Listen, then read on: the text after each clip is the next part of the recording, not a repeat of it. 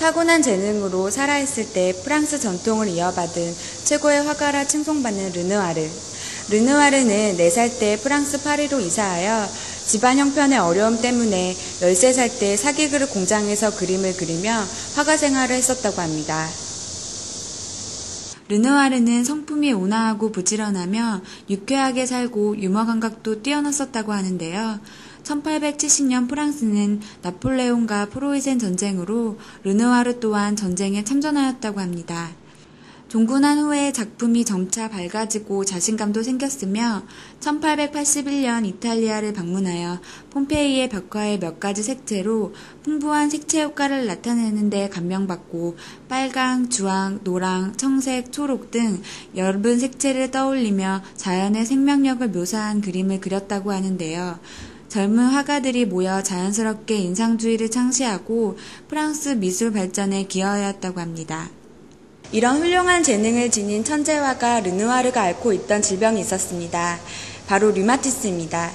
그의 나이 50세 때 발병하여 78세의 사망에 이르기까지 그의 고통은 말로 표현할 수 없었을 텐데요. 오늘은 그의 열정 속에 갇혀있던 질병, 류마티스에 대해 알아보겠습니다.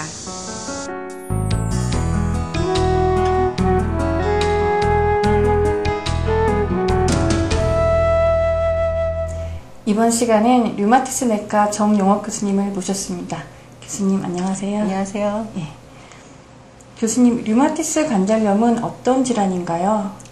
네, 류마티스 관절염은 손관절을 포함해서 전신 관절에 염증이 생기는 그런 질환입니다. 좀 더 자세히 설명드리면 관절 안쪽을 싸고 있는 활막이라는 얇은 막에 염증이 생겨서 관절이 붓고 아프고, 그리고 이 염증이 생긴 활막이 관절 주변에 있는 뼈나 연골을 파고 들어가면서 뼈에 손상이 오고 관절 구조가 변형이 되고 결국 관절 기능을 잃어버리게 되는 그런 질병이라고 하겠습니다. 그러면 류마티스 관절염의 원인은 어떻게 되나요? 류마티스 관절염은 대표적인 자가면역 질환입니다. 자가면역이라고 하는 것은 정상적으로 우리 몸을 외부의 공격으로부터 지켜줘야 할 면역계가 도리어 자기 몸을 스스로 공격하는 그런 현상을 말합니다. 이런 자가면역 질환들은 류마티스 관절염뿐만 아니라 그 원인이 명확하지 않은 경우가 많습니다. 어떤 한 가지 원인에 의해서 생기는 것은 아니라고 보고요. 그 병이 잘 생길 수 있는 그 유전적 소인을 가진 환자에서 감염이라든가 스트레스와 같은 유발 요인이 있을 때 병이 생기는 것으로 생각하고 있습니다. 네, 주로 여성에게 많이 생기나요? 아니면 남성에게 많이 발생되나요? 류마티스 관절염은 주로 여자에서 잘 걸리는 병입니다. 대개 여성 대 남성 비가 한 4대 1 정도 되는 것으로 알려져 있습니다. 네, 류마티스 관절염의 경우엔 고통이 상당하다고 하는데요. 증상은 주로 어떻게 나타나나요? 류마티스 관절염 증상은 아까 전에 말씀드렸다시피 관절이 아프고 붓고 뻣뻣해지고 하는 관절 증상이 주 증상이 되겠습니다. 이런 그 관절염 증상은 주로 손이랑 손목에 제일 흔하게 오는 것으로 되어 있고, 그 외에도 발이나 발목, 무릎, 그리고 팔꿈치, 어깨 등 전신 관절에 다 올 수가 있습니다. 다만 그 척추 쪽에는 첫 번째, 두 번째 경추를 제외하고는 거의 오지 않는 것으로 되어 있습니다. 이러한 관절 증상이 수주에서 수개월에 걸쳐서 서서히 진행되는 것이 특징입니다. 또 환자분이 그 관절이 뻣뻣함을 호소를 하는 경우가 많은데, 이런 그 관절의 뻣뻣함은 아침에 일어났을 때 특히 더 심하기 때문에 이것을 조조광직이라고 부르고 류마티스 관절염의 대표적인 증상 중 하나가 되겠습니다.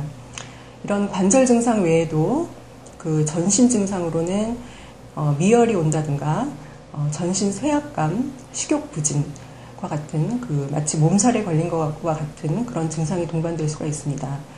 또 그 관절 증상 외에도 폐라든가 신경계라든가 눈과 같은 그런 다른 장기에도 병이 올 수가 있고, 피부에는 류마티스 결절이라고 해서 딱딱한 결절이 만져지기도 합니다. 류마티스 관절염의 진단 기준은 어떻게 되나요?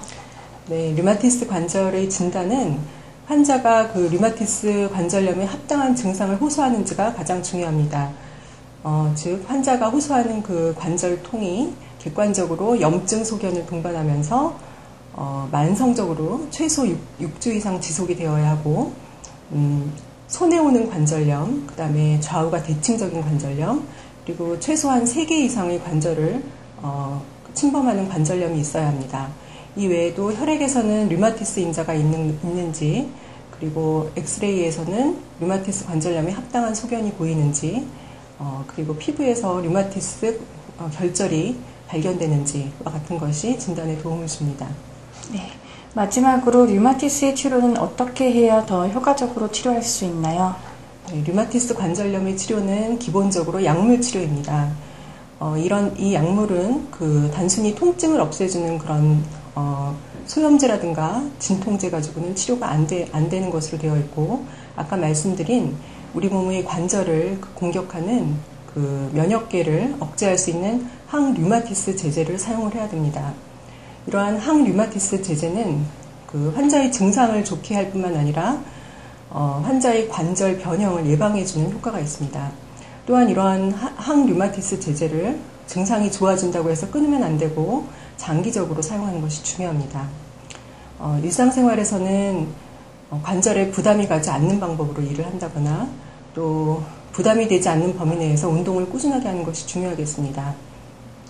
네, 자세한 말씀 감사합니다.